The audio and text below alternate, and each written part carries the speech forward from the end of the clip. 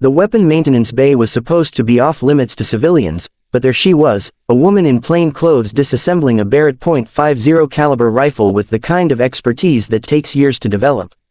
SEAL Commander Marcus Webb watched from the doorway as she cleaned each component with mechanical precision. "Ma'am, you're not authorized to handle that equipment," he called out. She didn't look up, didn't pause in her work. "I know," she replied quietly, continuing to polish the barrel. That's when Webb noticed something that made his blood run cold. The Naval Special Warfare Command facility at Dam Neck, Virginia, operated under protocols so strict that even seasoned military personnel needed multiple clearances just to access the building. The weapon maintenance bay, located in the facility's most secure section, required biometric scanning, key card authorization, and escort by cleared personnel, which made the presence of an unauthorized civilian all the more impossible. Commander Marcus Webb had been heading to his office after a routine briefing when movement in the maintenance bay caught his peripheral vision. Through the reinforced glass window, he could see someone working at one of the specialized tables where only the most sensitive equipment was serviced. Webb stopped, his 15 years of military experience telling him something was very wrong. The woman appeared to be in her early 30s with auburn hair pulled back in a practical ponytail. She wore civilian clothes, dark slacks and a simple white blouse that suggested office work rather than military operations.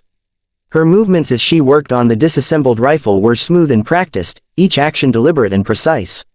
But it was the weapon itself that made Webb's stomach drop. Even from the doorway, he could recognize the distinctive profile of a Barrett M82A 1.50 caliber sniper system, one of the most restricted weapons in the military arsenal. These rifles weren't just classified, they were compartmentalized, tracked, and monitored with the same attention given to nuclear materials. Webb entered the maintenance bay, his footsteps echoing off the concrete floor. The woman didn't acknowledge his presence, continuing to clean the rifle's bolt with the kind of methodical attention that spoke of deep familiarity with the weapon. "Ma'am, you're not authorized to handle that equipment," Webb called out, his voice carrying the authority that had commanded respect from Navy SEALs in 3 different theaters of operation. She didn't look up, didn't pause in her work. Her hands continued their precise movements, polishing each component to a mirror finish before setting it carefully aside. "I know," she replied quietly, continuing to polish the barrel. The casual admission hit Webb like a physical blow. In his 15 years of military service, he had never encountered someone who openly acknowledged unauthorized access to classified equipment while continuing the very activity they were not permitted to perform. "Then you need to step away from that weapon immediately and explain how you gained access to this facility." "I walked in," she said, using a specialized tool to clean the rifle's chamber with expert precision. Webb felt his jaw clench. The woman's tone was conversational, almost pleasant, as if they were discussing the weather rather than a serious breach of military security. "Ma'am, this is a restricted area. That weapon requires top-secret clearance and PSI access." "Yes," she interrupted, still not looking up. "Sensitive compartmented information. I'm familiar with the classification levels." The fact that she knew the terminology for the highest levels of security clearance only made the situation more surreal. Webb quickly scanned the maintenance bay to ensure they were alone, then activated the room's electronic lock to prevent interruption. "Who are you?" "Someone who knows this rifle needs to be perfectly calibrated in the next 4 hours." Webb watched as she began inspecting the weapon's scope with the kind of meticulous attention he'd only seen from master armorers with decades of experience. Her movements were economical, purposeful, and absolutely professional. "That doesn't answer my question. It's the only answer that matters right now." Webb had dealt with enemy combatants, foreign agents, and incooperative prisoners of war, but he'd never encountered someone who projected such calm competence while openly defying military authority. "I'm going to ask you one more time. Who are you, and how did you gain access to this weapon?" The woman finally looked up, meeting his gaze directly. Her eyes were dark brown, almost black, and they held a steadiness that Webb had only seen in combat veterans who'd operated at the highest levels of classified missions. "Commander Webb," she said, using his name though he hadn't introduced himself. "Before you make any calls or sound any alarms, you might want to check the maintenance log for this specific rifle." The fact that she knew his name sent an immediate chill down Webb's spine. He was operating under multiple levels of classification, and his presence at this facility wasn't publicly acknowledged. "How do you know my name?" "The same way I know you've been wondering why this particular Barrett hasn't been properly serviced in 8 months. Webb felt the ground shift beneath him. The woman was right. He had been concerned about the maintenance schedule for several weapons in their inventory, including this specific rifle, but that information was buried in classified reports that required Admiral-level clearance to access. The maintenance log for this weapon is classified. Terminal 7, access code Delta 77 Alpha, she said, returning her attention to the rifle's trigger mechanism. Password is your mother's maiden name followed by the year you graduated from Bud.S training. Webb stared at her in shock. The access codes she'd just recited were known to fewer than 6 people in the entire Navy, and they were changed monthly through a protocol that required direct authorization from Naval Special Warfare Command. That's impossible. Terminal 7, Commander. Check the log. Against every instinct and protocol he'd learned in 15 years of military service, Webb moved to the maintenance bay's computer terminal and entered his access codes. The system accepted his credentials and displayed the main menu for classified weapon systems. He typed in the access code the woman had provided. The system immediately displayed a file he'd never seen before. Barrett M82A1, serial number 23847, Special Operations Deployment Record. Webb's eyes widened as he read the information on screen. Weapon status: active. Classified deployment assigned. User: redacted. Service record: 73 confirmed eliminations. Maximum engagement range: 3,247 meters. Last maintenance: 8 months, 12 days. Next scheduled deployment: classified. Maintenance authorization: Level 5 clearance required. Webb read the data twice, trying to process what he was seeing. 73 confirmed kills with a maximum range of over 3,200 meters. The longest confirmed sniper kill in modern warfare was just under 3,600 meters, achieved by a Canadian sniper in Afghanistan using similar equipment. But it was the maintenance record that made his blood run cold. The rifle hadn't been properly serviced in over 8 months, yet according to the deployment schedule, it was needed for an operation in the near future. This is impossible, Webb muttered, though he was beginning to question what was possible anymore. What's impossible? The woman asked, continuing her meticulous cleaning routine. The engagement record for this weapon. No one makes consistent shots at 3,200 meters. The ballistic variables alone: muzzle velocity, 853 meters per second. Bullet drop at 3,247 meters, approximately 68 feet. Wind drift calculation requires real-time atmospheric data, she recited without looking up from her work. Temperature, humidity, barometric pressure, and target movement all factor into the final firing solution. Webb felt the world tilt slightly. She was discussing ballistic calculations at extreme range with the casual precision of someone who had performed these computations countless times under live fire conditions. You're talking about shots that require mathematical precision beyond what most people consider possible, she finished. Yes, the user file is completely redacted. I know. If this is your weapon, then you're someone whose existence is classified at levels above my current clearance. Someone whose operations are compartmentalized to protect both national security and the individuals involved, she said calmly. Webb stared at the computer screen, then at the woman who was methodically cleaning what was apparently her personal sniper rifle.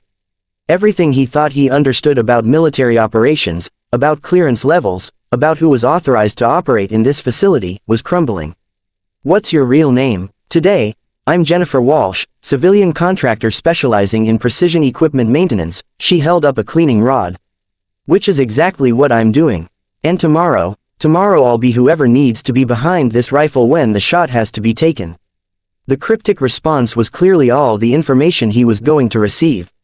Webb found himself facing a decision that could define the remainder of his military career. He could follow standard protocol, call security, and create an incident that would likely result in congressional hearings and career-ending investigations. Or he could trust his instincts, which were telling him that this woman represented something far beyond his understanding or clearance level. Jennifer Walsh, he said finally. For the next few hours, why are you really here? Jennifer set down her cleaning supplies and looked at him with those unsettling dark eyes. Because this rifle needs to be perfect for an operation that officially isn't happening, to eliminate a threat that officially doesn't exist. What kind of operation? The kind where missing the shot means American personnel don't come home. Webb felt a familiar chill, the same sensation he'd experienced before high-risk operations where lives hung in the balance. Jennifer spoke about extreme-range precision shooting with the quiet confidence of someone who had operated at the highest levels of classified missions. Are you telling me there's a black operation plan that requires? I'm telling you that this rifle needs to be ready, she interrupted. And right now, it's not. Webb watched her resume her detailed maintenance routine, each movement practiced and efficient. She wasn't just cleaning a weapon, she was preparing for something that required absolute precision under impossible conditions. How long have you been using this specific rifle? Long enough to know its ballistic signature under every possible environmental condition. The record shows 73 confirmed eliminations. The record shows what it's allowed to show. The implication was clear. The official count represented only a fraction of her actual operational history. Webb tried to process the reality that he was potentially dealing with one of the most effective snipers in military history, operating under classification levels that made her existence officially deniable. Jennifer, he said carefully, I need to understand the scope of what's happening here. What's happening is equipment maintenance, Commander. Nothing more complex than ensuring this rifle performs exactly as designed when it's needed most. But the operation tomorrow will require someone to make a shot that most people would consider impossible. And when that moment comes, this weapon will be ready. The quiet certainty in her voice was more convincing than any mission briefing or intelligence assessment Webb had ever received. He had spent enough time in combat operations to distinguish between confidence and competence. Jennifer Walsh possessed both in extraordinary measure. Is there anything I can do to assist? Jennifer looked up, and for the first time since their encounter began, she smiled. It was a subtle expression, barely visible, but it completely transformed her demeanor.